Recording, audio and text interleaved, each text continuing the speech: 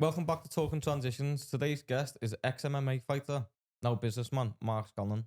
Mark, thank you very much for coming on, mate. Give us a little bit of background of a young lad from Liverpool and how you got into fighting. A bit of a story behind how I got into fighting. I think we touched on it a little bit yesterday. Yeah. But in a nutshell, I thought I could fight until I actually went to a fighting gym. I learned that, maybe you can in terms of like a scrap of a football match or whatever happens when you're growing up as a kid.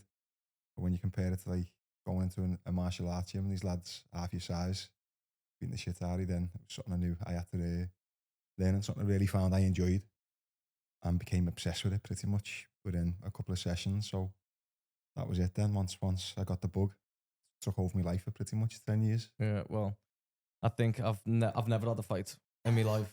I've been punched once. Yeah. But so I don't call that as a fight because he punched me and ran away. But it was the last day of school. Who ran away? You did or he did? No, the lad ran away. Oh, right. Okay. It was the last day of school. We were playing footy. Like the school had finished. Like, and we were over like 15, 16. Do you know what I mean? It was literally the last day.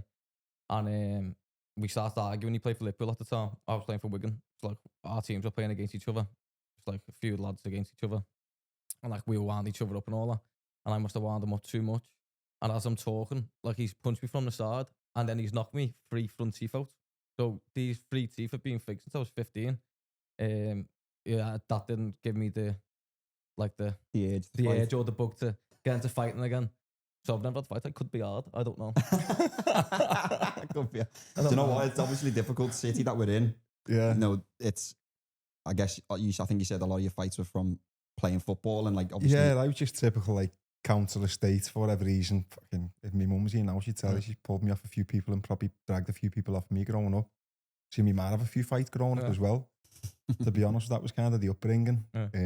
Started playing football in my teens, and I think just as a young, maybe carrying a bit of frustration and a bit of ego, found myself getting sent off in more games than I managed to stay on the pitch. And that kind of spilled into my later teens.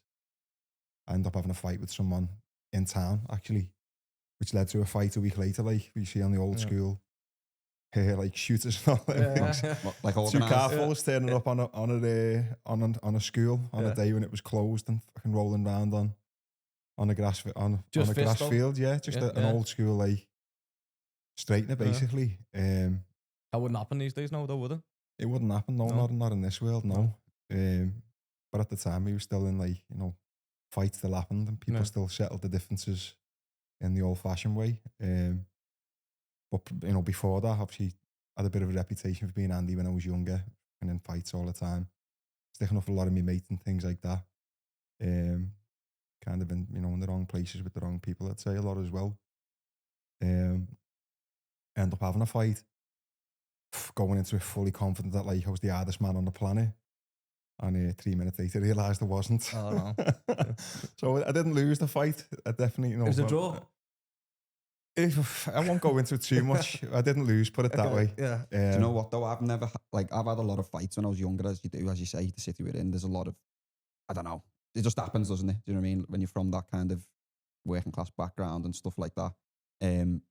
I don't remember having many fights that were organised. Like mine were kind of just off. Yeah, well, that's where like my maybe I had a false sense of like confidence because mine, any brawls I got into even growing up, it was always off the cuff. It was the first time I can actually remember meeting someone who wanted to batter me just as much as I wanted to batter going him. into that then? Because to be honest, I was just like massive ego.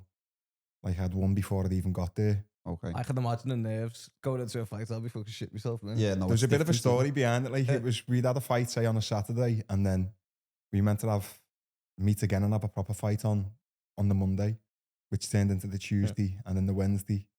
So I had a few like nights where I was like, it's going to be tomorrow. Yeah. Again, anyone who says they're not nervous before it's like you're lying, but I was fully confident and we ended up having it like literally the following Saturday. And I just realised that I definitely wasn't fit. The training, what I was doing at the time was just mostly weights, a little bit of boxing, pads, maybe bags once or twice a week, small rounds. But I ended up rolling around the floor for 3 minutes. Both of us were blown out of our ass. Both of us took a whitey. He was sick there, and that's why I ended up winning. But that's the thing. I was sick as soon as they took me in the car and got me wherever they took me. I was lying on the floor for an hour, absolute whitey, and throwing up everywhere, and was like, shit, I didn't think that was going to Was that then the moment where you thought, I was a bit tired there. I need to start training You speak differently, about going like to a gym. moments in your life which are like, you know, like pivotal moments. It was like, then I was like, no way. Yeah. What's, you know, if you'd asked me before that, I'd probably said I could fight forever without Yeah, getting yeah. tired. That was my mindset because I'd never actually been in that kind of a fight which hadn't lasted longer than a minute, Yeah. maybe.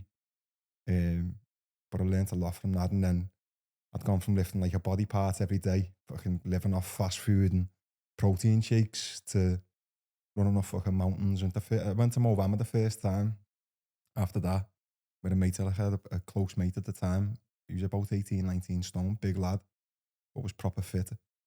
And I kind of reached out to him and said, look, I need to change what I'm doing, the way I'm training, my lifestyle basically. And found myself at Movama a couple of days later. And like, it's funny, I go to Movama now, even with the kids, and there's a bit, the first bench on Movama as you walk up Movama is where I had to stop for the rest the first time I went. And I was walking it. Like, I was that big and that muscly, my back seized up, my calf seized up. I remember sitting on this bench like, fucking hell, I've only been walking for about 10 minutes. And every muscle in my body could feel it. But I just kept going. I went back a couple of times in a few weeks. So the weight was coming off. Yeah. And I found myself the same lad. Again, I'm very grateful to him. I haven't seen him for a long time, but I'm grateful to him because he introduced me to another lad then called Paul Catoon. He was like the pioneer of MMA in Liverpool at the time. He brought it here. This was a lad from Old Swan. Yeah. I think he was just going all over Europe, fucking fighting with like men twice the size, just a fucking lunatic. To be honest, anyone who knows him will testify. Yeah. And one of the best people, one of the craziest people you'll ever meet. But he was traveling all over Europe, fighting like men literally twice the size. The bigger the better. That was like his thing. There was no weight classes then, was there? There was very little rules in like organisation, but there was weight classes. Yeah. You always see the old videos of like big They're like the guys, old school UFCs. Yeah, that's what. But he weren't like a massive lad. Right, okay. He was maybe a light heavyweight, but we'll just go and fight heavyweight just because they were twice the size as him. He wants Honest to to God, test. he's nuts, yeah. Yeah.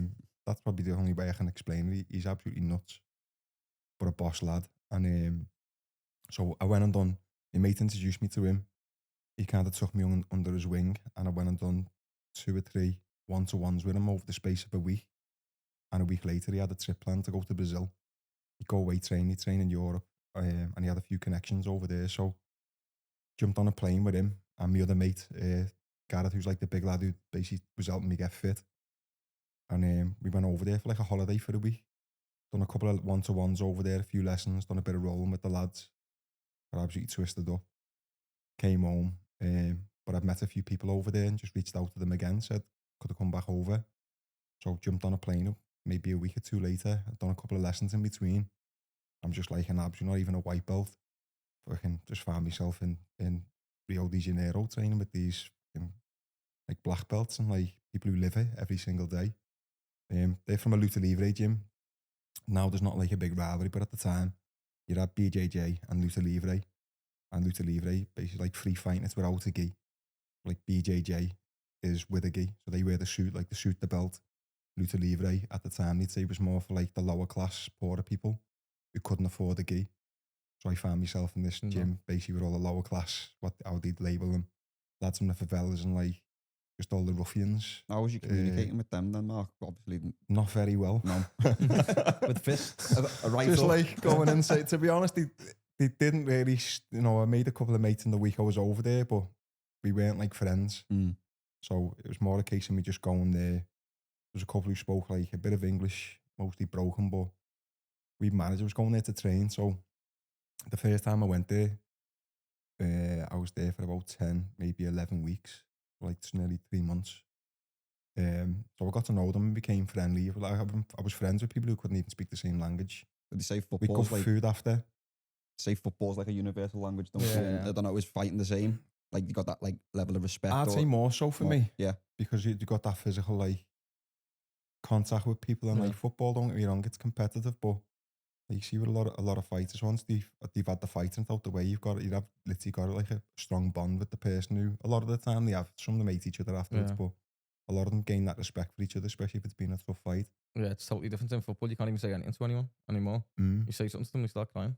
Yeah, or dive on the floor and roll around. dive on the floor. Like they've been shot, Yeah. and then the next minute Yeah, they you have to carry be on overnight, playing. yeah. You've definitely got to Yeah. stop doing it. You've definitely got to dive, haven't you? No, we haven't. Well, fucking haven't played. I It's can't come to remember the that. point now where, like, if I watch football, I'm not a massive football fan. I do like No. Liverpool, but if I watch a player actually get fouled or get like take a bad tackle and get up and carry on, it's like you'd appreciate and respect them, and really we should just be Should be doing that given. anyway. Yeah, It should just Well, be normal. we done a session a couple of years ago in training, in pre-season, and the coach called it the dark art of football. And we done a session, honestly, on diving. I couldn't believe what I was doing. Like, we'd pass the ball into each other, we'd have a player up our arse, and we'd have to fall over. And as we're falling over, we have to shout and that. It was fucking embarrassing.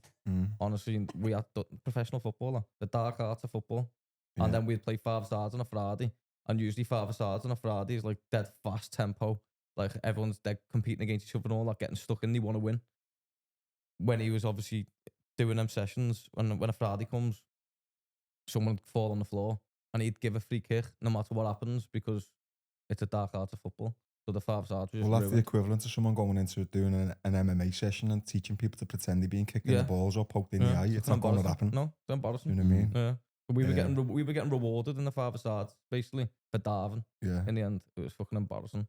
Mm. Sorry, I just went off subject there. But going back to when you first went to Brazil, the second time you went back, is your mindset you're going back there to get yourself fit and stronger? And I just obviously be found beyond- something what I really, really enjoyed. Did you not have like dreams of like turning it into professional then, or was you just seeing how it goes? I honestly can't remember. No. That's the truth. I just found something what I You fucking enjoyed it, loved, just knew it was something I loved it. need, and basically I needed to learn, because if you're thinking about it, was Yeah. probably bigger than I am now, going into gyms with lads Yeah. half the size of you Fucking hell, I don't and think getting that's thrown all over the place. So Yeah. it was like, as much as I loved it, it was something I knew that from the experience what Yeah. I had maybe a month or two before.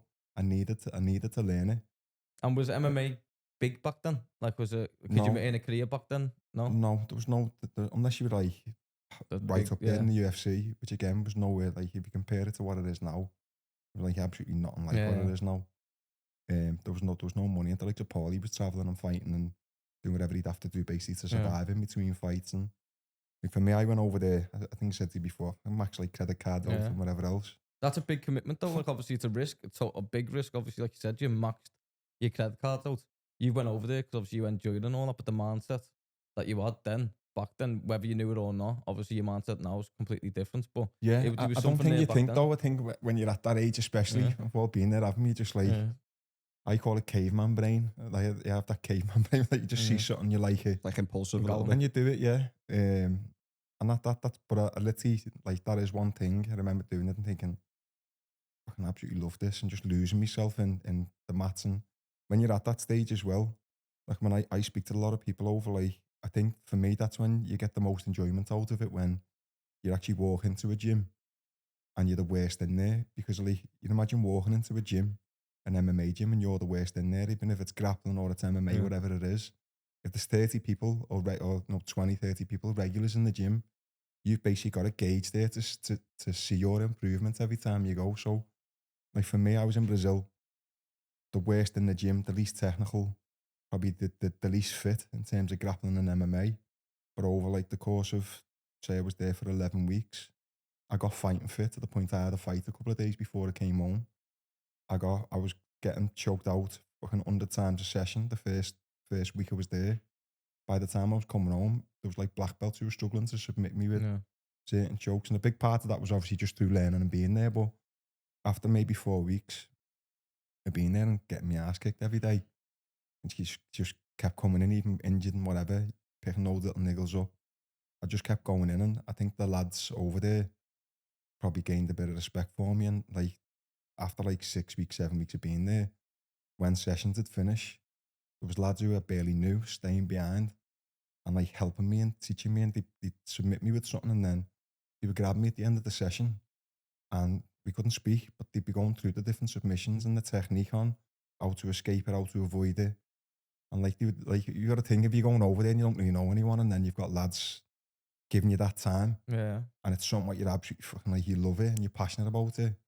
Like, I literally love the people who are over there even to this day now. I'm so grateful for them, because I didn't have nothing to give them, nothing to offer them. They were just staying behind and helping me out of the goodness of their own heart. So it was like, you know, I take a lot from, even like that first time. I went over there loads of times, I spent loads of time over there. I've still got friends and brothers over there now who I speak to, every couple of weeks, even if it's every couple of months. At some point, I'm planning to go over there, maybe later in the year, but like I took so much from that experience and being over there outside of like fighting. Like I'm very, very grateful for that. Would you recommend lads to go over there? Like obviously take them away from the distractions being around the area that they're in. I think if you're fighting, especially at like a good level, you start to hit like a good level.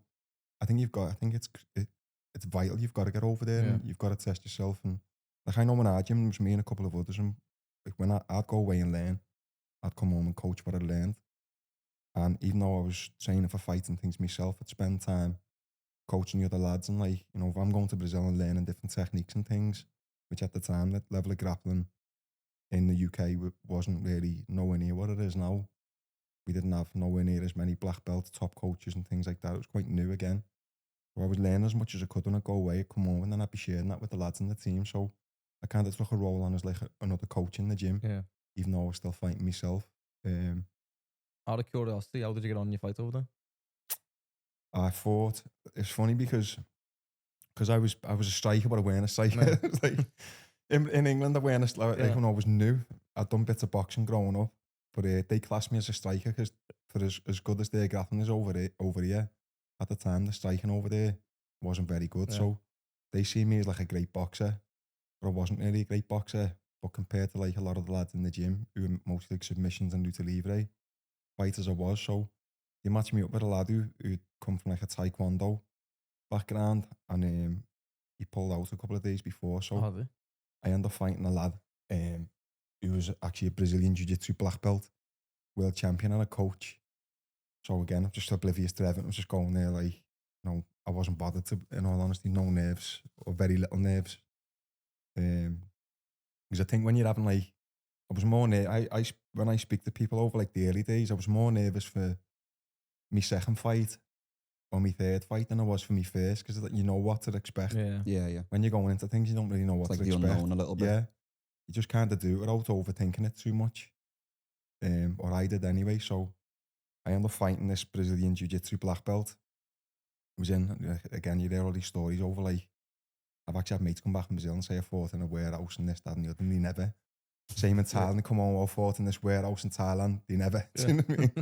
But I actually did fight in a big fucking warehouse over there. There was about 25 fights on the night.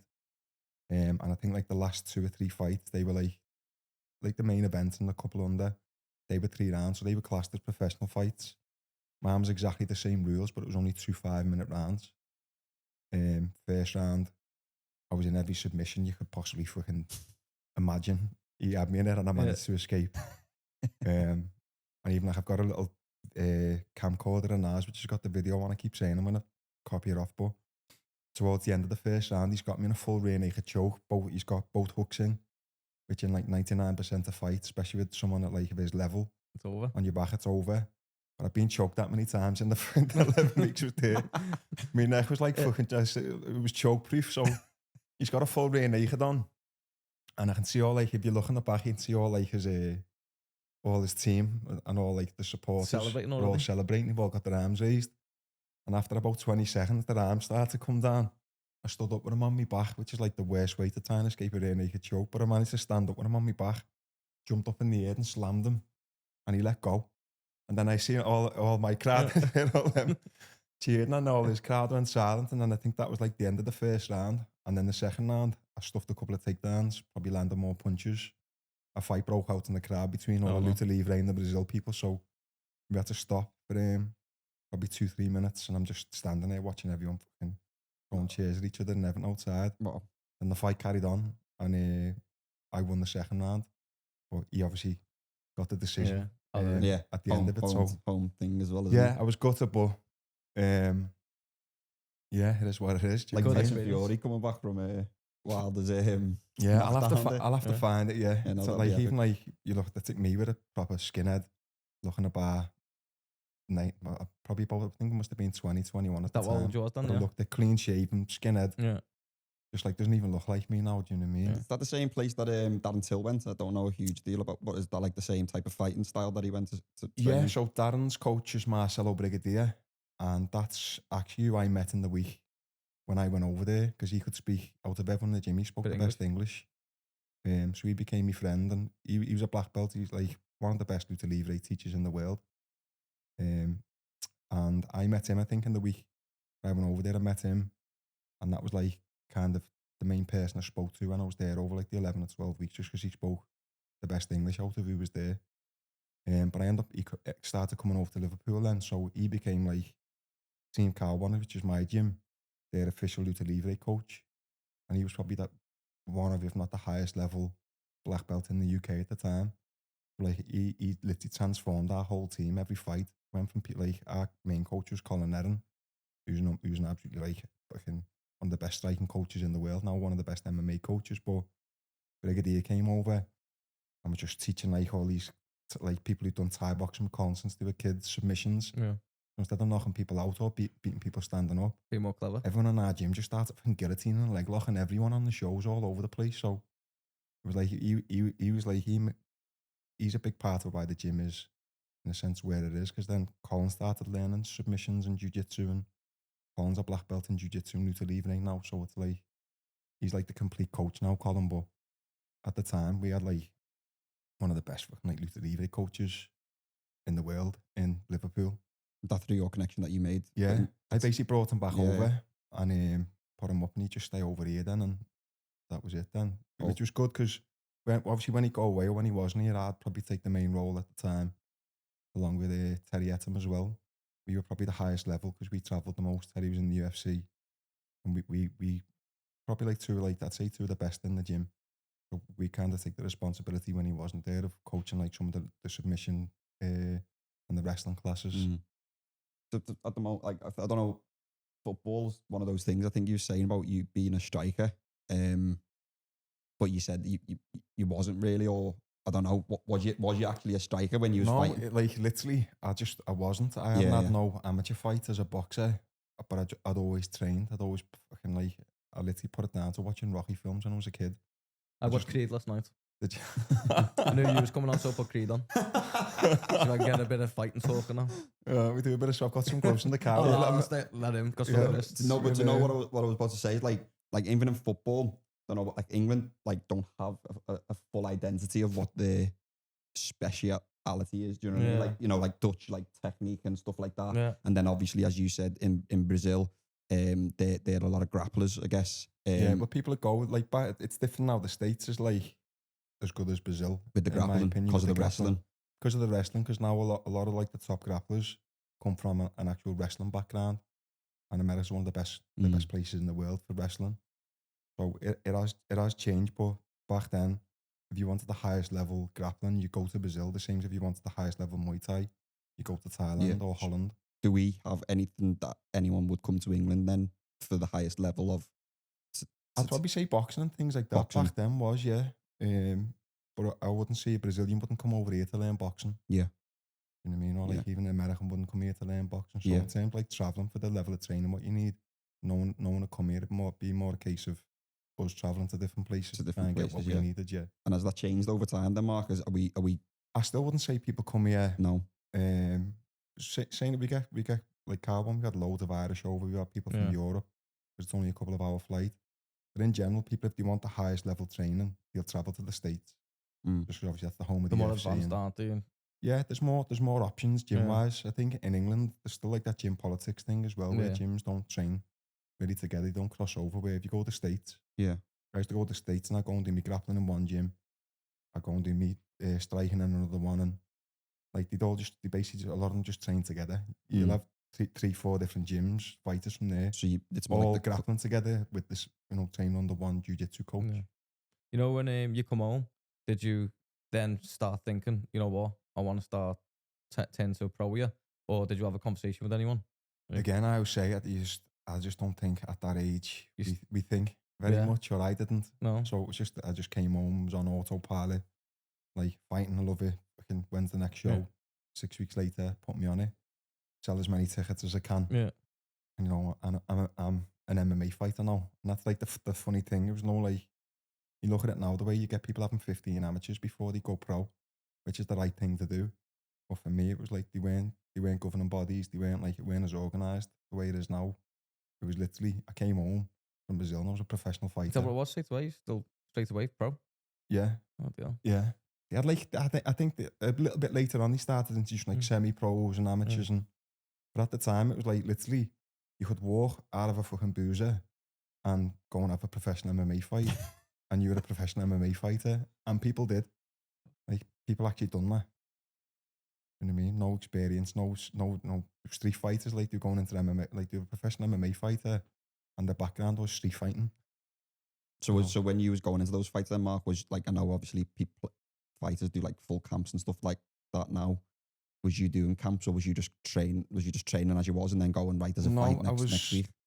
I was living in the gym. So literally from being in Brazil to coming home, I trained 2-3 times a day. I fucking loved it. In terms of camps, well, Colin became my coach when I came home then. And I trained another guy who's amazing, Darren Morris. And Addington's like where I kind of, when I came back from Brazil, I was training in a couple of different gyms. And like a few of the big gyms now, you're like the MMA Academies, Jason Tan, Next Generations, Paul Rimmer. We were all in the same gym with Colin Erin. But everyone's like branched off now and set their own gyms up. But I was training between like Addington with Darren. I was doing a bit with Paul and a bit with Jason, and Colin was my striking coach. And then when everyone separated, I decided to stay with Colin. But Colin had organised, like, you know, if you had a fight in 8 weeks' time, obviously you'd step your training up. But I'd fight on a Saturday and be back in the gym on a Monday. I'd probably train on the Sunday. Like, I just loved it. So in terms of camps, yeah, there was camps, but just train all year round. How many fights did you have? 11. 11. Did you, and you struggle with injuries at one point, didn't you? Yeah, I had to be honest, injuries and sickness is something like I speak about a lot because there was loads of like different parts to it, but even like perfectionism, I was like a perfectionist. Yeah. So for me, again, with no amateur background, no experience, I was in the mindset like if your preparation's not perfect or you get sick or you get injured, it's like and you're on 100%, then why fight? So I look back now and think like there was times when, yeah, I probably could have gone into fights. I know there's other fighters who will go into fight with injuries and things, but like, because I had this, like I did really suffer with preparation had to be perfect. Like I say I'd eat perfect and all these different things. I was eating perfect in terms of the knowledge what I had at the time. If anything, I was overtraining, I was under-eating, I was too much of a perfectionist. So a lot of the time that resulted in me creating too much stress and, you know, even like anxiety around fighting in case I lose or in case it doesn't go well. Would you say you manifested a bit of that? Like Yeah, injuries and illnesses? we manifest everything, don't we? But a lot of the time we're manifesting the things which we don't want by giving too much attention to them. So the best example I give over that is the amount of times I get sick a week before a fight. Because my biggest fear, even 8 weeks out, I was thinking, I don't want to get sick a week before. Yeah. I want to be 100% going into my fight. I don't want to get injured a week before. And I'd either get injured a week before or I'd be like, well, that's me my whole life. So a lot of my sickness would manifest in chest infections or even like pneumonia, things like that. Yeah. And I'd get them a week out. So it'd be like, but I was actually predicting I'd get sick by not wanting to get sick and worrying over getting sick at a specific time. And like the stuff I've studied since then, because once I started to become aware of this and like, I love Wim Hof. It's like Joe Dispenza, there's all these different like the scientists basically. And when I came away from fighting and I started studying these people, I realised how much of the stuff what I basically had experienced was me causing it myself through my mind and through the way I was thinking. Just on that, just for a bit of context, just as simple as it, like Dylan, who records us, was speaking literally 5 minutes ago before you come on, and he was saying he was going to get back into football.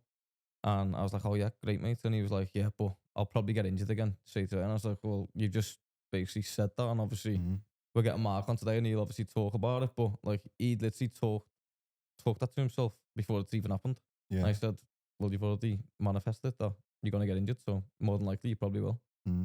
Well, my biggest fear was not going into a fight in perfect condition or perfect shape. So obviously that had resulted in me worrying over getting sick or injured. And then I put so much energy into thinking about not getting sick and worrying over, like, as I say, my preparation not being what I wanted it to be.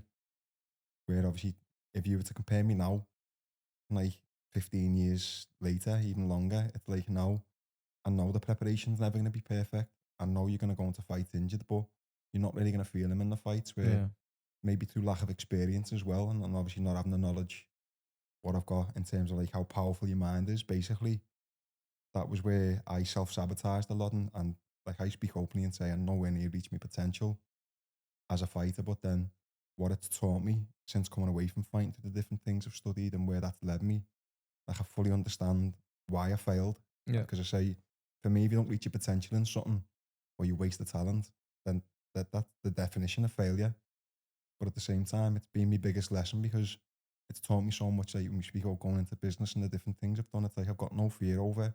My biggest fear now is not actually giving someone 100% through maybe limiting my own mind and my own. Like I've got no fear over failing anymore because I know that the pain of walking away from something what you love is always going to be more painful Yeah. than fucking trying something, giving it your best and it not working out.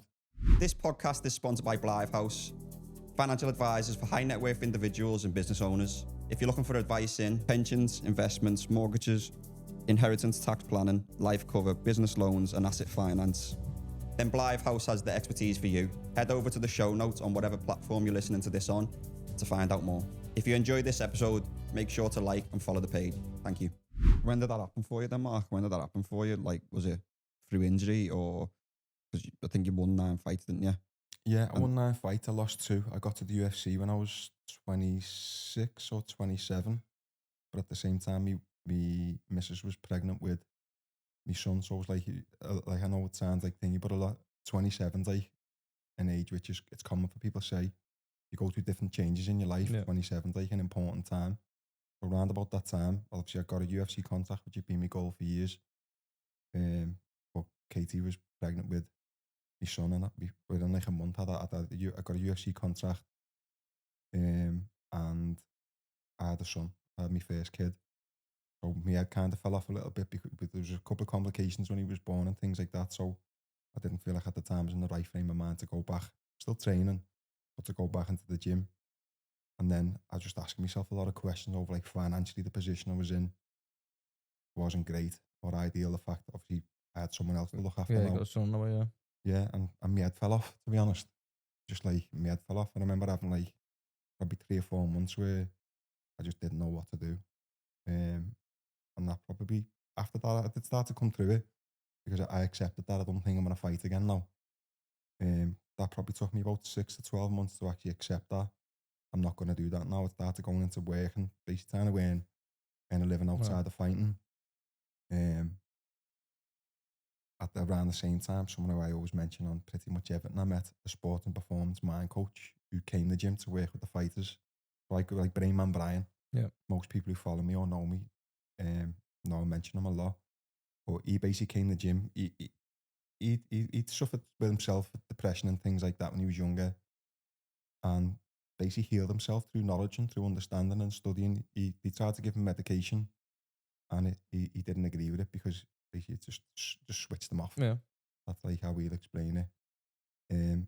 We started reading and studying more about the mind, about behaviour, psychology, which led into things like quantum physics. These are all things which I study every day and what I'm passionate about learning now.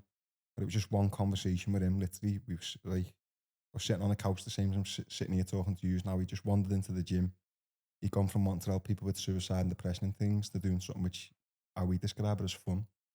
You know, I want to come away from that now. Yeah. Because it's hard. Like, you know, it's hard giving people your time and energy and trying to help people.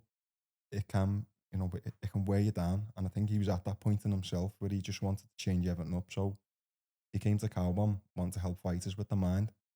If he came a few years earlier, I'd have probably, I'd say it'd have been a completely different fight. Well, I was actually going to touch on that then. Like, obviously, you must have been in a situation in your life where you was really intrigued by listening to him, wanting to learn from him.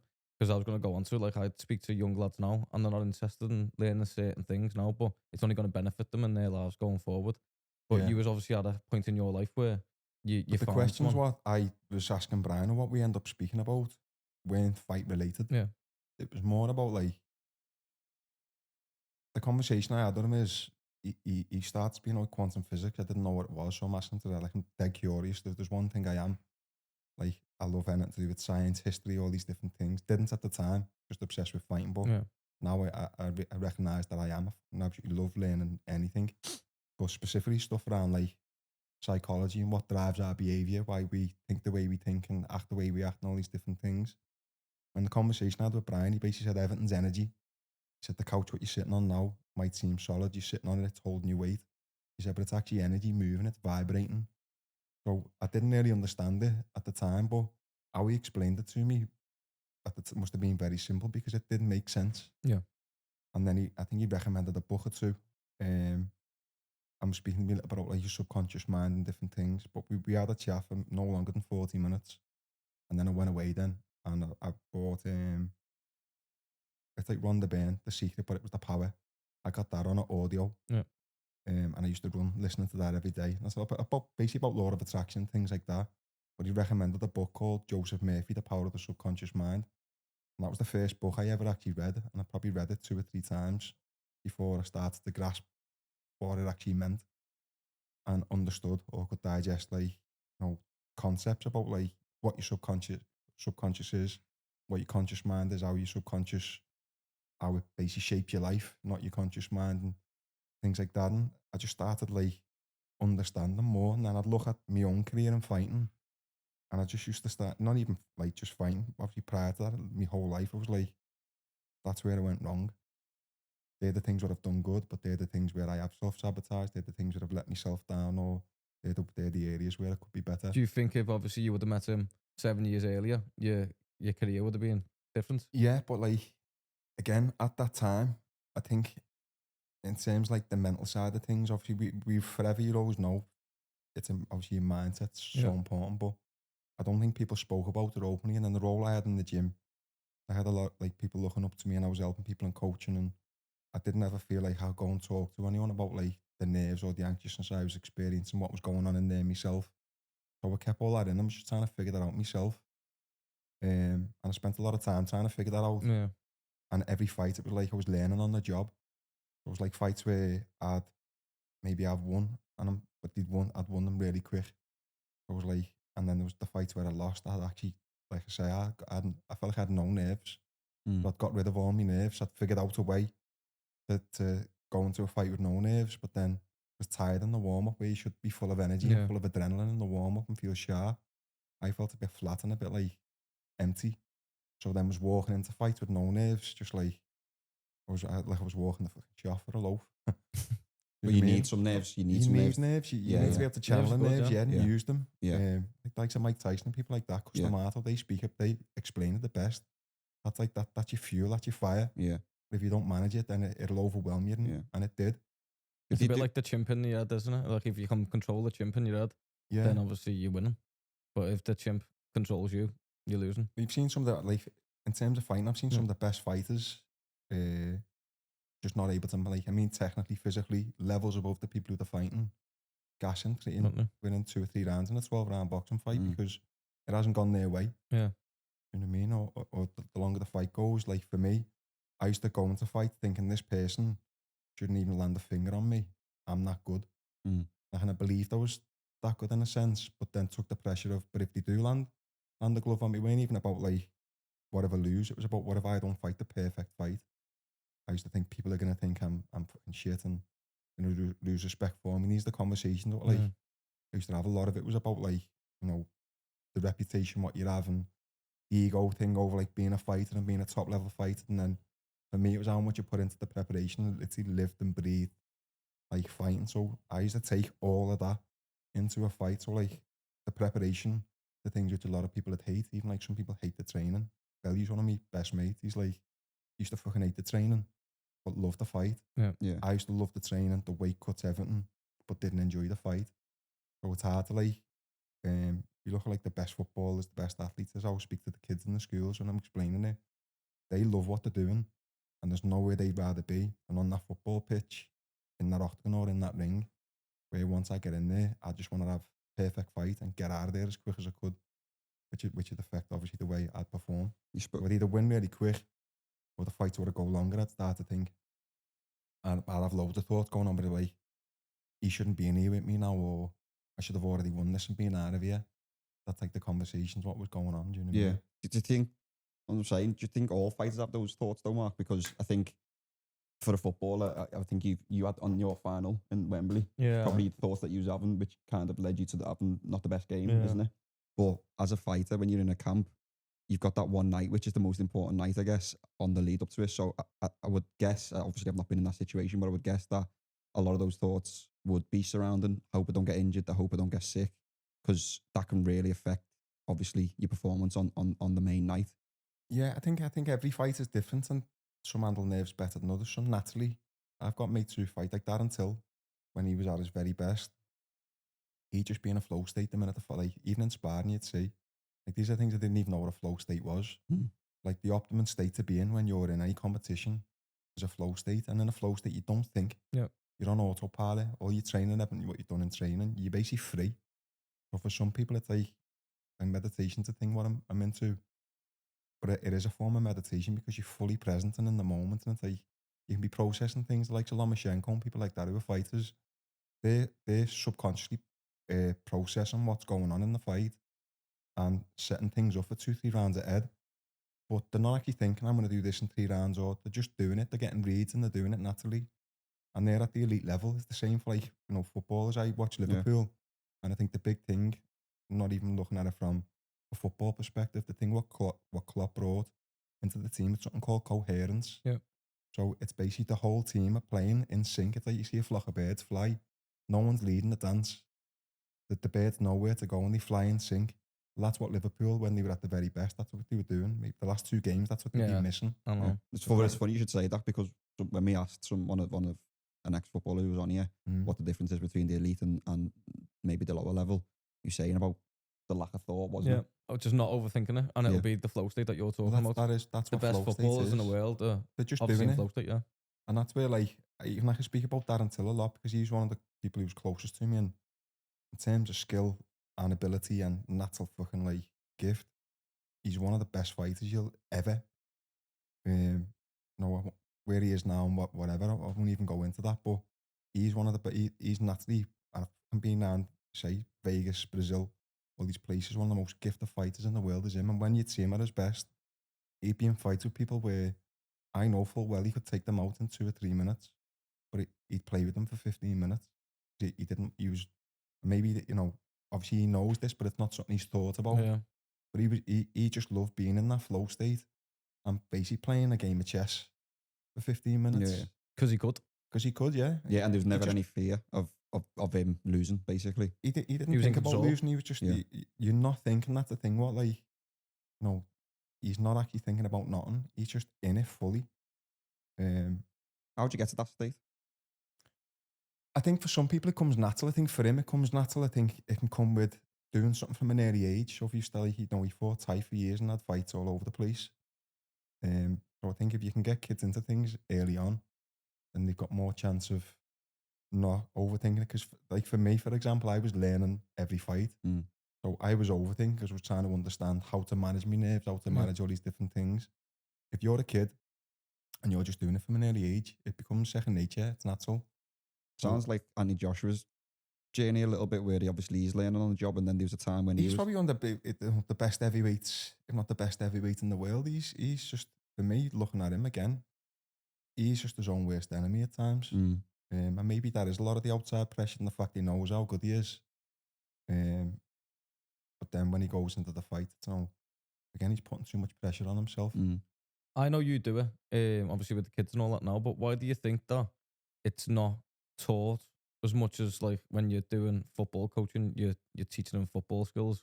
Why aren't they teaching kids about the mindset? Because I know it's so important. Obviously, a lot, like the top elite athletes know that the mindset. Every video now, when they're getting interviewed, they're always talking about the mindset. It's so important. Why isn't it getting taught about in school or in lessons? I think the schools are just behind massively. I think they are getting better. Even like the reason I'm in the schools, the whole reason I'm in the schools is because I can't understand why there's no well-being program within the education system. Everything's like information, maths, English, science, all these different things. But there's no like, don't speak to the kids over the importance of self-belief. Don't instill confidence into them. It's like, you just come in, get your education, and then you leave. And it doesn't matter what qualifications you come out of that school with.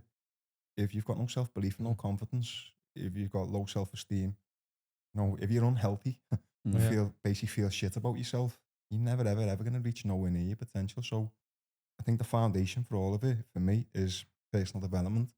Personal development should be just classed as just as important as learning maths and English, but it's not. You know what I mean? I don't get why it isn't, and even like in like the academies of football clubs now, I don't know if they are doing it because obviously I'm not there, but I just think like as much as they're doing on the football pitch, they should be doing a lot more about the mindset as well because Mm. it's so key. It's hard, isn't it? They're going off a curriculum, aren't they? But I guess no disrespect to these people who are in those positions who are teaching, but maybe they're not at that level. Maybe they need that. Maybe they need that education themselves. I think even with the likes of like, I won't say COVID, but the way like the state of like mental health in general now, it's opened so many people's eyes up to Yeah. like the importance of taking care of your mind. Mm. Even like psychology and things like that. Like people in general don't think, we just act or react every day in our day-to-day lives, and it's like another thing what people don't really understand is how much of a massive part your environment and experiences and the people you're around and all these different things when you're growing up, they literally shape your personality, and then your personality shapes your reality or how you experience your life. Mm. And why aren't kids being taught like, mindfulness should be on the school curriculum? Why isn't mindfulness on the school curriculum? No, it should be. It should be, but it's not. There's other countries where they get the kids to do meditation. I know a lot of people have a misconception over what meditation actually is, but it's just becoming familiar with your thoughts. And like I look back at decisions and things I done when I was younger and my lack of actual thinking, the Yeah. biggest problem in the world is people don't think for themselves. They just get up and think everything is how it's supposed to be, and we've got no control or influence over like the conditions and where we are in life. But that's just choices. I Just- started mine at like 17. I met someone when I was at Shrewsbury, and he put me in touch with someone. And literally, I had to start every single morning when I first woke up. This is 17, this is 14 years ago. And like I had to have 5 minutes quiet time where I'd plan my day out or I'd manifest how I wanted my day to go. Mm. And yeah, I started doing that at 17. But It's hard though, isn't it, keeping it up? Because I know It's you don't hard, do yeah. that now. no, I don't know. And I've been in situations where I've probably been kind of trying to make a conscious effort to do it every single day. But you fall off sometimes. I guess maybe you're not at that stage. Well, I anymore. thought it was important before as well. Like you started doing this. Like I was doing it for my football career. I'm guessing you was doing it for your football career. A lot Yeah. of people were doing it to help benefit the Mm. sports career, whatever it'll be. Oh, yeah. But you actually started doing it after your career had finished Yeah. when you met the brain man. So like that is a credit to yourself for wanting to do it to benefit your future. But I know a lot of people only do it to benefit their sports career.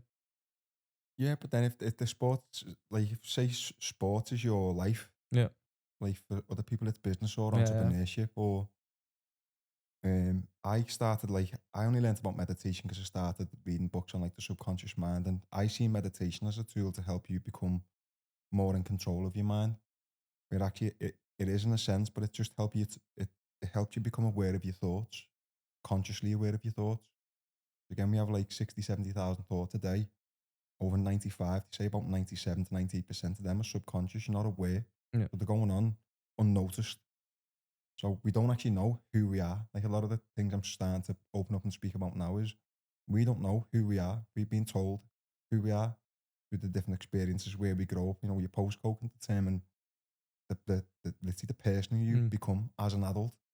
And then you pass that down to your kids and they pass that down to their kids. And like, even like books I've read say it goes back 14 generations. So who I am today is an expression of 14 past generations right through my bloodline.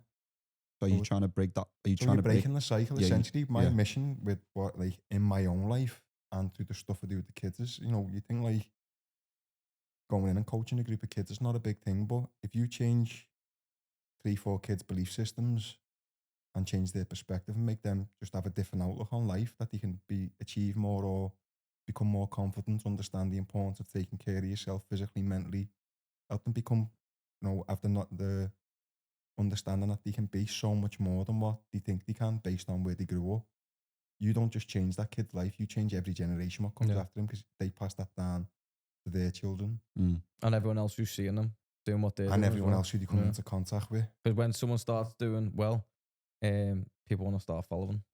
Yeah, or do you want to hate on them? Oh yeah, people are gonna hate. One or the other, But the yeah. clever people are gonna want to follow, aren't they? Yeah. But the haters are gonna hate because they're losers. And that's why It is haters what it hate. is. Yeah. So It how is. do you go about the sessions that you do in the schools then, Mark, to kind of try and So break the initially, cycle? 4 years ago, 5 years ago, obviously personal development helped me so much. Didn't even know what it was 10 years ago. Now it's like, it's a part of who I am. It's a part of my life. So I opened a week, which was like the first. I never even heard of a personal development center. Yeah. Just made it up. I'm opening a personal development center based on fitness, meditation, yoga, and workshops. Just sharing information and knowledge, diet, nutrition, business, whatever it was. That was like the plan. But as we were opening, it was in like the paper and things like that. So Yeah. people started to contact me from schools who, like, even mates who didn't even know worked in schools. I'm like, would you come in and speak to the kids? So I turned up at Chilwell School the first time. Never like outside of coaching MMA to kids, hadn't done nothing. Just went in, took some pads in, took kids to a session. Went in a couple of times. Next thing, other people like put pictures on social media or whatever. Other people started seeing, and then I just started getting like, I won't say inundated, but getting a lot of people message me Yeah. from school saying, would I come in and talk to the kids? So just naturally then, we created a program called the I Am Project, which I've been running for about 3.5 years myself. And then again, it just grew, just started getting visions of like having this program in all the schools. So the goal now is to get it on the curriculum at some point, starting with Liverpool. There's 8 of us mentors. We're in about say 13, 14 schools at the minute, like right now. And it's just based around the important, like teaching the kids over. It's a 12-week program. So we have the same group of kids for 12 weeks. Might be between 6 and 15 kids. And you're teaching them how to self-regulate, how to become more conscious of the thoughts and their emotions, how not to react, how to respond, so they're reacting on emotion all the time. Do fitness tests with them every week so they see the progress over them getting fitter. My sell is I'm a martial arts, I'm MMA fighter. I'm going to teach you to defend yourselves, how to fight, how to get fit. A lot of these kids come from the same areas where I grew up. It's like you need to know how to look after yourself. So that's a big sell for me. I go into the kids and say, I'm here to teach you how to fight and they're gonna listen. defend yourselves. And they listen, because I'm just like a normal. I'm not a school teacher going No, and telling exactly. the That's kids. what I'm saying. I think obviously I spoke to you about it before, about like kids in school are probably not going to listen to the teachers as much as they're going to listen to you in certain aspects. So I think you'll grab their attention straight away, and obviously that's why they're going to The get. mentors who are obviously part of the ION project now, which we do it all together. They're all relatable, normal people, and that's it. That's what they always say, isn't it? When you're like a young kid, and if you see someone who looks a little bit like yourself or speaks a bit like yourself, and they're doing well, so to say, it's like, oh well, it's achievable. I see then, myself isn't it? in a lot of them kids. I've had kids turn up at boxing gyms where my son trains, and they've had 7, 8 fights now from like just meeting them in a school, and they've off their own back. They turned up at a school, and now they're more disciplined. They're behaving better for the mum or the dad, or they're in boxing gyms 3, 4, 5 nights a week, and they're competing. So that's like, there's absolutely no better feeling for me than seeing a kid do that. Yeah. But there's a lot of people in the city that can do what you're doing and can help out, but they don't. Why do you think it's so important, and why did you find that love to wanting to help these kids out? I honestly couldn't say. Maybe obviously a lot of it's got to come down to my own background and my own experiences, and how the things which I've studied over the years, how much it's turned me into a better person, and how much it's helped me. Because obviously you're not like, I speak a lot about, like, in some ways there's an obligation there, because I couldn't not go into the schools and do them things with the kids if I'm able to do that. There's other things what I do where I'm like I was speaking the other day over, like, I love solving problems. So if I'm in a position to help or to solve a problem for someone else, I'll solve it. I'm in a position, like, fortunate enough, I haven't really got any problems anymore. In general, things seem to go how I like them to go. And at the minute, I'm healthy, I'm happy, and all my bills are paid. So it's like, I've got boss kids, my missus is cool. It's like, so I think what, like, outside of work and earning money, I think what would I do with myself? I train every day. That's who I am. It's not what I'd like, not something to do. Like, I've got to do it. But then I've recognised that what I get from coaching and helping other people, even in a selfish way, gives me so much. It's like, without it, I don't know what I'd do. You're actually being unselfish, but selfishly you're getting something from it by feeling better about yourself rather than helping other people. And I've spoken about that before. Like I used to go in and wanting to help kids with autism and stuff like that. And unselfishly, I'm doing it. I'm not getting anything out of it, but selfishly, I am because it's making me feel better about myself. Yeah, and there's nothing wrong in that because that's basically how we're designed. That's in our nature. Yeah. So if you look at it, we're actually designed to live in communities, support each other, to help each other, not to compete and not to fight and not to like want to be. Not saying there's nothing wrong with healthy competition, but it's like, we are actually designed to live together and to fucking, live in communities with love and compassion and to support each other and all these different things. And like, I'm not preaching in a sense, but that's the reason why when you do something for someone else, you feel good. That's who we are. Well, just on that, like obviously a lot of people are gonna laugh about this because, like I said, the haters. But I seen on your Instagram a video you done wishing everyone a good Friday or a Monday, whatever day it was. But like your mates message each other in the morning saying have a good day and all that. Yeah. Me and my mates do that. Me and my mates have a group chat and we message each other every single morning saying have a good day, lads. And I think you said you was the first one to do it today, or like you mightn't be the first one to do it, but one is just definitely doing it. And we do it every single day. And like a lot of people probably think, like my brother's probably thinking, you fucking weirdo, why would you do that for? But I do it to my mates to generally wish them a good day, and when they do it to me, I feel better about it. But we're social people, aren't we? We're social people, like as a in some ways, I'm the most anti-social social person you'll ever meet. People like might see what I do on social media and things like that, and even like the podcast and things. But like a lot of them things, the actual purpose behind them is to help people, just make people feel better. But it can take its toll on you. There's times where I get caught up helping maybe a bit too much. Yeah. But the community side of it that you spoke about before, come off the back of the wake, I guess, and bringing more people together. As you say, no one had done it before in the city, and you just thought, we're going to crack on and do it. That kind of led into the mornings that you was doing on the beach, I guess. Yeah. When your day. We ended up with like 600 people, didn't we, on a Thursday morning at 5:30, doing a circuit. So why do you think so many people turned up for that? Because there's classes like that everywhere, isn't there? Why do you think so many people? I get messages off people every week saying they're lonely and I get really long messages. Sometimes it's hard to stay on top of them. Like I can't stay on top of them all. That's the truth. There's certain messages I've had off people where I can't respond to them messages because I've got my own life and my own stuff to do, and sometimes it can get a bit overwhelming. But I think so many people feel lost, feel like they're on their own, they're suffering, they're struggling. They don't feel like the circle's what they're in. You can speak openly about how they feel, especially men. And then with the things which are going on in the media, the news, and like it's absolutely fucking bonkers. You only got to watch the news for 10 minutes and you'd be fucking shitting yourself. My mum always says to me, why don't you watch like you need to watch the news? Mum, I don't need to watch the fucking news because I'll be seeing what you're seeing and making you worry about what you're worried about. If I don't see what's going on, then I'm not going to worry about it. If it happens, it's knowing what's in your control. That's where like I try and focus on the things which are in my power, which I've got an influence over, and that's like the digital detox is what we do. Taking like 100 people out, 150 people, like families, basically, like normal people, so to say, taking all the phones off them for the day and watching them all connect and have fun and just be in nature. And like everyone's got anxiety when they get there, and you're like, right, and taking everyone's phones off them and putting them in the box. But within a couple of hours, you can just see they're just there, just like having a laugh. The parents are all like making new mates, and the kids are just playing and climbing, fucking getting muddy, throwing fucking mud at each other, just like rolling down hills and like being like we were, or like, not too sure about you, she might have missed the boat, but no, still in our generation. Being like I was when I was a kid, just fucking carefree, just fucking about me, knock and run, all the good gear, just throwing stones. You not in your thought, Dill? You just play knock and run. Still got there then. But obviously it's so normal, isn't it, for everyone to just be head in the phones. So as you say, there's a little bit of anxiety. I get sucked. No, I'm not sitting here saying I'm fucking I get sucked in myself sometimes, and have times where, like, really, I try not to scroll.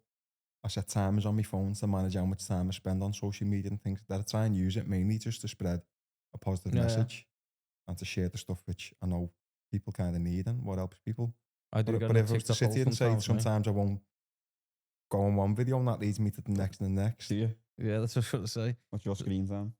I don't know. I don't have a clue about all that, but sometimes, like, I'll go home today and I'll probably go on TikTok, and then next minute an hour's gone by and I'm just fucking... The thing is, though, the difference may be, Mark, I don't know, obviously I don't have your following list, but I guess most of the people that you're following is going to probably enhance, or like it's going to help educate or something. Do you know what I mean? It's or I attract a lot of people who are struggling, who think Yeah. that I've got all the answers, and like I make it clear I'm not a psychologist. I'm not like, I'm just someone who's fucking read a lot over the last 10, 11 years and Yeah. I've lived a life. So Do you find it hard? And do you find a bit of pressure on you when people are messaging you and all this stuff? I Because do get a bit overwhelmed Yeah. sometimes, that's the truth, because even like if I'm putting too much time into messages on social media, that means maybe somewhere else that balances out. So, yeah, you know, it's constantly like a juggling act for me between work, my own family, time I need for myself to recharge and to do, you know, to do what I need to do. And I think it's a lot of pressure on you regarding like the reply that you're gonna send back when you're saying you're getting loads of messages and paragraphs and all that. Like a lot of pressure is probably on you subconsciously. The reply that you send back is so important. the thing what like I can't be engaged in every conversation which people want with me. Yeah, I know that might sound like, but I do get a lot of messages and I've got a lot of close friends and then I've got like multiple businesses and things like Yeah. that. I'm coaching the schools and weekends I switch off. I'm like with the family for weekends. So trying to cram all that into 5 days is the challenge. But, you know, through the different stuff that I've learned over the years, even in terms of like, you know, when I should be in levels of high stress, because I get up every morning, I do the cold water and the meditation, and in a sense, they help me manage my stress levels all the time. So I do feel a little bit overwhelmed sometimes. I do get a bit stressed, but nowhere near as much as I would if I didn't like have the daily practices of what I do and stay on top of it. well, And just on that, sorry, how important are the cold water therapy that you do? it's different for everyone. Everyone takes Yeah. something else from it. For me, it's just the discipline of getting in it Yeah. every morning. It helps with inflammation. It helps with swelling. But it is more so like the mental thing over. Making you more accountable getting in there. Yeah, You don't and want like- to do it, but you're doing it. Yeah, if I say I'm getting in the cold water Yeah. 5 mornings this week, I'm getting in the cold Yeah. water 5 mornings this week. It helps you with like even again being present and things like that. I've got ice bath in my back garden, got loads of woods at the back, and I have 5 minutes where I'm like in the morning, I'm just fully like I'm there. You know what I mean? But yeah, the cold's amazing. Meditation, something a lot of people don't really understand what it is. But again, it just helps you become familiar with what's going on internally, the conversations you're having with yourself, the battles what you're having with yourself, understanding how you're feeling. It just helps you get in touch with what's going on internally. And then the thing what again I always speak about is your outside world is literally just a mirror of whatever goes on inside. And if you're not aware or in control of what's going on inside, how can you expect to have control over your life and the conditions outside? Like the two things are one. There's no separation between the two. Like your world is literally an expression of what you believe it to be. And the way you behave is an expression of your beliefs. Everything's based on your perceptions and your beliefs. I was wanting to see if you could give us like a message regarding like, obviously we spoke before about men struggle to talk, especially in Liverpool. I think a lot of lads in Liverpool definitely don't like talking. How important is it for them to find someone? Because like they are going through hard times, they are struggling, but they can't find that person that they can reach out and speak to, which could make them change their life or help them and not stay in that like struggling hole. Like how important is it for them to find someone to talk to? It can be a matter of life or death. That's how important it is. A lot of the thing a lot of the time people don't actually put the burdens on other people, which I get that. Yeah. Because sometimes if I'm, you know, if I'm not in the best place myself, I like to distance myself. But then I've got loads of people around me who could say, you know, the conversations I can have with the people who are around me now, I just say whatever. I've kind of attracted the people over the years who like, you know, we speak on a certain level.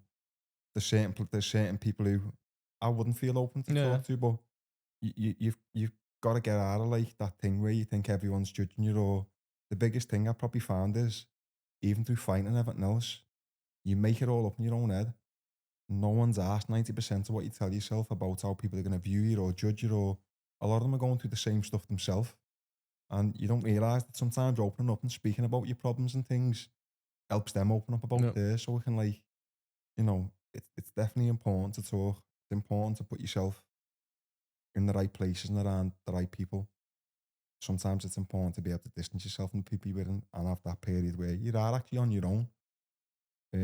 But if you do put yourself in, you know, if you are willing to get out of your comfort zone, as they say, and start getting into like the gyms, yoga studios is a big one, personal development centers, like, you know, there's people now through social media who are putting like walks on and things like that.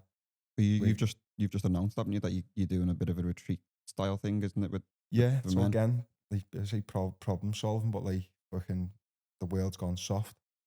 Like that's a fact. Yeah. The world's gone comfortable. Men aren't open to speak. Not enough men have got routine. But for me, the biggest thing, like what I try and help people with, as I say, I'm not a psychiatrist. I'm not all these things which a lot of people might. They don't put me like. They don't think I am, but they ask me questions like I'm gonna know. Like, Yeah. I'm gonna have all the answers. But that's what John said before about your reply. It's hard to shape a reply when one, you've got no like obviously you're not a professional, are you? You're speaking from the heart, I guess. So it must be But difficult. so many people are capable of solving their own problems Yeah. through changing the way they behave day to day. So think about it. If you've got no routine, if you're not exercising, you're eating shit, if you're watching the fucking news every day, then the byproduct of that is fucking depression, sadness. You'll feel like shit. So you actually know what you should be doing, but you're not doing it. So my biggest message is create a plan. Actually, what's your why? What do you want? If you can get clarity around exactly what it is you want and how you want to live your life, then you work backwards and it's like, well, what can I do today? Yeah. Which is going to get me a step closer to becoming the person and who I want to be and living the way I want to live. Well, if you're not exercising, it's obvious, isn't it? Start with a walk, which might lead into a gym session. Then your confidence will build. You'll feel open to go to a session in a studio or to a gym, but you've got to start. You've got to make that initial change in your behavior, because if you keep acting the same way, you're going to get the same result as that saying. I think the people that are reaching out to you, just as a message, is them starting already because they've reached out and they've done the section just on you there with regarding the replies and all that. Like even the professionals who are counselors, they're not supposed to really give advice. What they do is when someone goes in to see them to get help, they just ask the right questions to get the person to talk, and the person who's messaging you is basically reaching out already to talk, and the only person that can help themselves is themselves. Well, a lot of talking. people now who are going to doctors for depression and different things are actually getting not prescribed, they're getting advised to work on themselves. Yeah. They're getting advised to use holistic type treatments. Yeah. They're getting advised to do meditation, cold water. Like I had a mate who suffered for a long time, and he actually showed me a message which he'd had off his GP. He's got a good relationship with him now. Yeah. He's got to know him just obviously through seeing him so much over the years. And he was recommending them people who like have been watching and listening Really? to. But that wouldn't have been for, like, happening a year ago or 2 years ago, would it? Don't want to Them go down replies. the like a rabbit hole here or anything like that. No, but I guess But even like like you could say your schools as well, they've got by the book. But then most of the schools I end up in are teachers who have got this different way of thinking, like different way, more modern way of thinking, And they'd more be more open way of thinking. successful, And they're like, we need that in the school. How do we get that in the school? And then however it happens. But we end up in there, and that's not the governing bodies of the schools. It's not even like the head. It's like a PE teacher or a geography teacher or someone who's they're thinking for themselves a little bit. Who are basically, they know the importance of looking after yourself. They know the importance of the psychology, and they know all the things which the kids aren't being given in the schools. And it's like, they're doing it. Like the I Am Project, that's what we're basically taking something into these schools which should be there, but it isn't. And for me, it's everything. Teaching the stuff we're teaching the kids. Self-relate, there's fucking 40, 50, 60-year-old men who don't even, and women who aren't learning or aware of the stuff what we're teaching to 13, 14, 15-year-olds. So it's like, why isn't it happening? It's just not. There's loads of reasons why it's not happening and why it hasn't for a long time. But we've got to change it now, because if you think the fucking state the world's in, again, without going down a rabbit hole, at the minute, it can be scary where it's going to be in 20, 30 years unless we start to make these changes now. Yeah. And it's the kids. It's about the kids. What do you think the biggest bit of advice you got that changed your life? Fucking that's a big one. That's a tough question. Like, yeah. I'd probably say start with something very, very small. Probably the best bit of advice. So don't scare you off going into something No, big, because take away. if you're in a dark place or you're fucking really struggling or you're absolutely not where you want to be, if you look at where you want to be, the distance between where you're at now and where you want to be can be daunting and overwhelming, and it can seem impossible. But it's the little day-to-day things what you start to implement and change, whether it's a change in diet, a bit of daily exercise. It's going on YouTube and watching positive videos. It's like following people on social media who put a positive message out, or swinging a kettlebell in your house, whatever it is. It's like just start with something really, really small. But start. 1% every day, isn't it? Just 1% every day, mate, yeah. Honestly, I'm not even messing that. Start messaging your mates, like you said, and wishing them a good day. Because they might laugh at first, but I'll tell you now, a couple of weeks later, they'll start doing it to you. And that's what happened with me It and my is mates. infectious. It is, because everyone who doesn't want to feel better, who doesn't want positivity, and people might, but like I don't know, I've got mates who fucking buzz off me and go, "Here's this dickhead again," with his positive messages. But at the same time, I'm well past. You're happy. I'm happy. I'm happy, you know, and that's all. That I won't say that's all that matters, because it's not. But I've got nothing to prove to no one. So what's next then, Mark? Today or in general? What's next? Like, obviously, you've got many business ventures that you're going in, and you do a lot of initiatives in the city where you're helping a lot of people.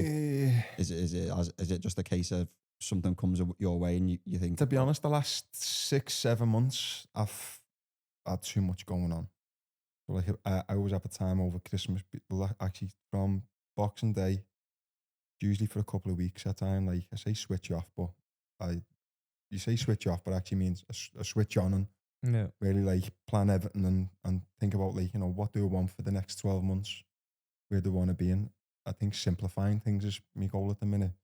I've let a few things go, and just managing myself a little bit better, because these are things I can live off whiteboard and I'm organised in some ways, but at the same time, like sometimes there's just far too much going on and overcomplicate things. So it's just trying to bring the balance back a little bit. And one of my goals for this year was like find a hobby, find that thing where I lose myself in, like we were saying before, over find whether it's art or whatever it is. So fighting isn't your hobby, no? Like people think because I train so much, even like this, me wife speaking, like, you love training. I don't love training. It's not something I do. Oh, really? So you just do it because it's part of who I am. Yeah. Like it's who I am. Yeah. You know, even like the retreat, what we done in Slovakia, it's like coaching, being around men. That's who I am. You know, when I'm not doing them things, I feel disconnected from myself, and that always leads to, like, you know, you don't feel good. So I'm just going to continue, make the time, figure out who I am. Yeah. And create a life based around what makes me happy and what helps people, and be a better person than I was yesterday. So it's like, it's that simple, isn't it? Yeah, you know exactly. Yeah. Artist next then. You never know. I can paint, like, I can paint and draw. Picasso? Yeah. What's his name? Prosecco. Yeah. I said last year I was going to learn to play a musical instrument, but I ended up just fucking working hard, on isn't it. You know, do you feel like there's barriers when you're older, or do you think that's your mind again? Because I always think I'd love to be able to play like the violin or like speak another language or something like that. But I don't know, it's just obviously there's something. Mate, it comes, if you value it, you'll do it. Yeah, exactly. Yeah. Do you know what I mean? At the minute, obviously there's things I'm not doing which I've had the intention to do, but there must be more important things, because I'm not doing it, and that's like, in a nutshell, it's that simple. For me, I just want to find something where I'm in flow. Yeah. And I just forget myself and I'm fully there. Like meditation, things like that, the same, but do I enjoy it? Yeah, I like being still, I like being quiet, and I get loads of benefits from it, but I haven't got a hobby. Yeah. You try golf? Yeah, I've swatted a few balls in a driving range. I've learned I can whack a ball really far, But I'm going to golf. No. But do I want to spend all day walking around the golf course? Hey, it's good though, isn't it? Time to think now as well, though. Yeah. Switch off. You can't take your phone on the golf course. Yeah. So it's not without the phone as well. Yeah, it's not for me, the golf. No. I'll leave that to Tony. He loves the golf. But no, but I think your story is probably it's an inspiration to a lot of people who've come out of sport early. It's also an inspiration to a lot of people who haven't got it figured out at that current moment as well. So yeah, I haven't got it figured out yet. Like, no, don't want trying to put you on a pedestal or anything like that. But obviously, you're on the right path, and you're always trying to improve as well. Do you know what I mean? And you're doing a good thing for a lot of people in the city. So we can only say thank you for coming down. And obviously, if anyone wants to find out the stuff that you're doing, where can they find you? Just on my Instagram. You see me on there every morning. Yeah, saying good morning and chatting bubbles as always. Yeah, cool. Put a smile on a lot of people's faces. That's it. That's the plan, mate. That's the goal. Yeah. So we'll put your Instagram in the show notes and everything like that, so people can find you. Thank you. Cheers, Thank you very much, Mark. Thank you. Appreciate it.